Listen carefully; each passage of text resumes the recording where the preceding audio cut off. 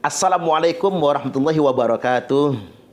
Beberapa hari silam, publik Indonesia cukup digegerkan atas penyerangan kantor Majelis Ulama Indonesia Pusat oleh terduga pelaku Mustafa NR berusia 60 tahun. Berasal dari Kecamatan Kedondong, Kabupaten Pesawaran, Provinsi Lampung.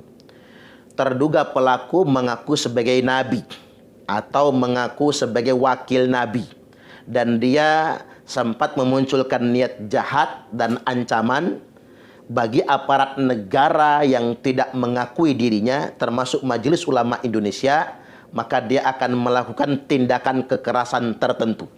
Makanya dia datang ke kantor MUI Pusat membawa airsoft gun dan sempat melakukan kekerasan sehingganya melukai petugas yang ada di sana. Dan dalam rangka pengamanan, pelaku kemudian diamankan dan mengalami kehilangan kesadaran ketika sedang diamankan. Lalu oleh petugas dibawa ke puskesmas terdekat, sampai di puskesmas dinyatakan sudah meninggal dunia. Dan perlu dicatat bahwasanya pelaku meninggal bukan karena pemukulan saat pengamanan, tapi ahli medis mengatakan pelaku meninggal dunia gara-gara serangan jantung. Nah, peristiwa ini menarik untuk saya komentari. Karena jika ada yang mengaku nabi atau dalam tanda kutip mengaku wakil nabi, kemungkinannya cuma ada dua. Satu, orang yang depresi, ada masalah kejiwaan. Yang kedua, memang aliran atau ajaran sesat yang mesti kita antisipasi dan kita tanggulangi. Baik, kita mulai dari yang pertama, kemungkinan depresi. Sangat mungkin pelaku Mustafa NR orang yang mengalami masalah kejiwaan, karena apa yang dilakukannya sungguh tidak masuk akal. Tindakan yang membabi buta, tindakan yang salah, justru membahayakan dirinya sendiri. Dan memang Kepolisian Republik Indonesia sudah mengkonfirmasi pelaku tidak terhubung dengan jaringan teroris apapun. Dan pelaku selama ini memang banyak uang, mendapatkan uang dari anaknya yang bekerja sebagai TKI di luar negeri. Ya maklum, anak yang sedang bekerja di Hong Kong maupun di Korea Selatan, anak-anaknya ya ingin berbakti kepada orang tuanya, kemudian mengirimkan sejumlah uang. Artinya memang ini fix dipastikan tidak ada hubungannya dengan jaringan terorisme apapun. Nah, sekarang terkait dengan depresi. Saya sempat menangani beberapa pasien lah kalau saya nyebutnya, karena keluarganya minta saya meruqyahnya. Kira-kira ada sekitar 4-5 orang. Dan mereka rata-rata ngaku nabi. Ada yang ngaku Imam Mahdi, ada yang ngaku malaikat Jibril. Nah, ini menarik untuk saya dalami. Ketika saya ajak dialog yang cukup mengejutkan bagi saya dan keluarganya, dia menghafal ayat-ayat Al-Quran yang sebelumnya ngaji saja nggak pas. Dia juga menghafal beberapa hadis tertentu. Padahal dia tidak pernah mondok, nggak pernah belajar agama. Ternyata begitu kita telusuri, dia berselancar di media sosial, searching di Google. Jadi berhari-hari dia tidak tidur. Nah, inilah yang menjadi masalah. Dia belajar lewat Google, dia mengakses internet berhari-hari, berminggu-minggu, berbulan-bulan, kemudian dia tidak tidur. Dan ini merupakan masalah kejiwaan, masalah psikis. Nah, ada nih tadi kasus ini, ada satu masih bujang, sekolahnya juga S2 loh. Sekolah S2, belajar agama otodidak melalui internet. Akhirnya dia mendapatkan inspirasi, mungkin bisikan setan barangkali ya, kalau dia merupakan Imam Mahdi. Lalu ada bisikan keluarganya banyak dosa, maka lantas kemudian dia diperintahkan membakar keluarganya agar dosa-dosanya bersih. Untungnya ada opsi kedua yang dibisikkan di sana. Kalaupun nggak keluarganya yang dibakar, cukup pakaiannya saja dibakar. Maka pakaian ditumpuk oleh dia, lalu kemudian dibakar. Nah, ini merupakan gejala depresi. Ini studi kasus sebetulnya. Dan ada banyak kasus-kasus yang lain, orang yang mengalami masalah kejiwaan serupa. Tanda yang paling konkretnya mereka nggak tidur dalam waktu yang cukup lama. Dan saya sarankan jika ada anggota keluarga yang sedemikian rupa, ada baiknya segera bawa ke rumah sakit. Atau bawa ke dokter ahli kesehatan jiwa, atau konsultasikan ke psikolog. Karena mengapa? Ini tindakan antisipatif. Jika terjadi sesuatu yang tidak diinginkan, bisa langsung dikonfirmasi. Orang ini depresi, mengalami masalah kejiwaan.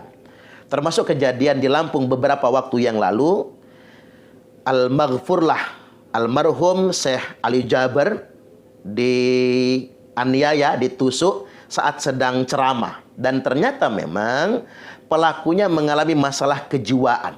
Jarang tidur, ada masalah di keluarganya, dan terlalu banyak berinteraksi dengan media sosial dan internet.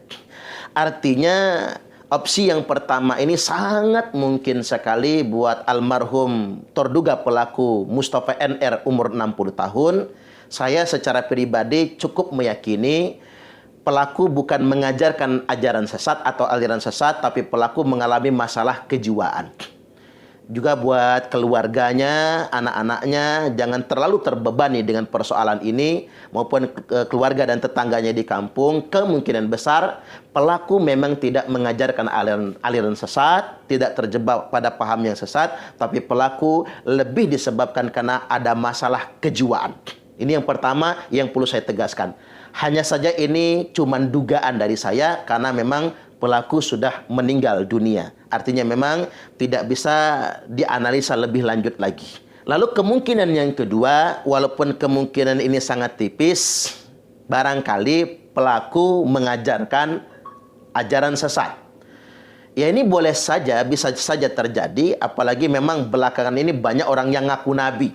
Di Lampung saja sudah ada kejadian, yakni Chandra Adnan Rasad dulu yang viral nasional, ngaku nabi. Ya, Indonesia ini banyak betul yang ngaku nabi. Ada Yusman Roy, ada Ahmad Musodek. Ahmad Musodek yang bekas orang NII Al Zaitun itu ngaku nabi. Kemudian ada yang ngaku malaikat Jibril, yakni Lia Aminuddin dan lain sebagainya. Artinya ketika dia banyak pengikut dan dia konsisten menyebarkan ajarannya, maka ini kemungkinan besar memang adalah aliran sesat. Dan saya pikir Mustafa NR belum sampai ke sana.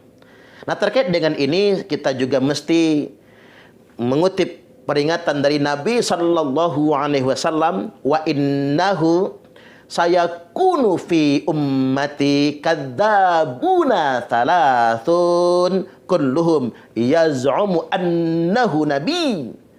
Sesungguhnya akan ada di tengah-tengah umatku, kata Nabi, kadzabuna thalathun, 30 orang pendusta. Kulluhum yaz'umu annahu nabi, yang masing-masing mereka mengaku diri mereka adalah nabi. Jadi jangan heran kalau ada yang ngaku nabi di sana, ngaku nabi di sini.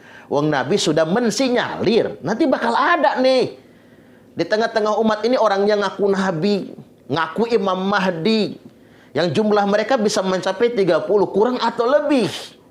Kemudian yang berikutnya, Allah Subhanahu wa taala telah berfirman, a'udzubillahi minasyaitonir rajim, ma kana Muhammadun aba ahadim mir rijalikum walakin rasulullahi wa khataman nabiyyin. Bukanlah Muhammad itu bapak seorang laki-laki di antara kalian semua, tetapi ia adalah Rasul utusan Allah dan penutup nabi-nabi. Artinya tidak ada lagi nabi setelah beliau. Nah, ini menarik, asbabun nuzul ayat ini terkait dengan putra angkatnya Nabi, yakni Zaid bin Harithah, yang kemudian anak angkat Nabi ini sempat dinasabkan menjadi Zaid bin Muhammad. Lalu kemudian diklarifikasi oleh Allah, Muhammad itu bukan bapak seorang laki-laki di antara kalian semua. Dan Nabi memang sempat memiliki anak laki-laki.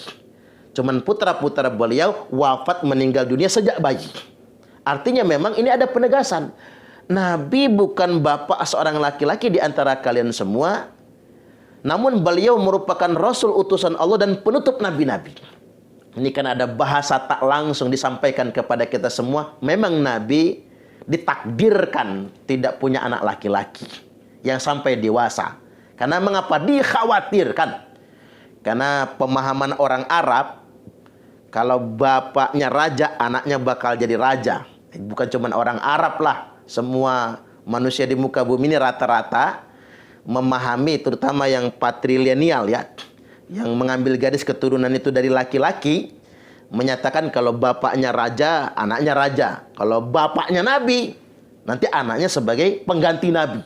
Dikhawatirkan sedemikian rupa. Nah, untuk menegaskan bahwasanya nabi kita merupakan nabi yang terakhir, beliau bukanlah bapak seorang laki-laki di antara kalian semua. Makanya menurut saya mengaku nabi itu bahaya. Tapi yang lebih berbahaya lagi sebetulnya justifikasi sebagai anak cucu nabi. Itu yang lebih berbahaya lagi sebetulnya. Mengapa saya katakan berbahaya? Ketika pengakuan sebagai anak cucu nabi tersebut, satu, tidak bisa dikonfirmasi, tidak bisa dibuktikan. Yang kedua, pengakuan tersebut malah menjadi alat arogansi. Ya, jangankan orang yang ngaku anak cucu nabi lalu kemudian arogan. Orang yang ngaku anak presiden tapi arogan, gak enak ngelihatnya. Orang yang ngaku anak pejabat arogan, gak enak kita. Tidak enak melihatnya, tidak pantas. Ya, kita kemarin ngelihat ada anak-anak orang kaya yang berbuat arogan. Ada anak orang kaya pejabat Dirjen Pajak kemudian melakukan penganiayaan. Kan gak enak ngelihatnya. Gemede, sombong, arogan, mentang-mentang kaya. Bahkan ada anak perwira polisi yang kemudian melakukan juga penganiayaan. Putranya Pak AKBP Akhiruddin Hasibuan, yang akhirnya AKBP Akhiruddin Hasibuan juga terdampak sampai kemudian dipecat dari kepolisian. Nah, mengapa muncul anak-anak arogan, muncul anak-anak yang menjadi songong dan sombong? Karena mereka merasa orang tuanya berkuasa, karena mereka merasa orang tuanya orang kaya gitu. Jadi ketika kita membanggakan nasab untuk kepentingan arogansi, itu menjadi persoalan tersendiri. Makanya saya selalu berpendapat begini, bukan hanya mengaku nabi yang berbahaya, tapi mengaku anak cucu nabi juga kalau untuk tujuan arogan, ini juga berbahaya.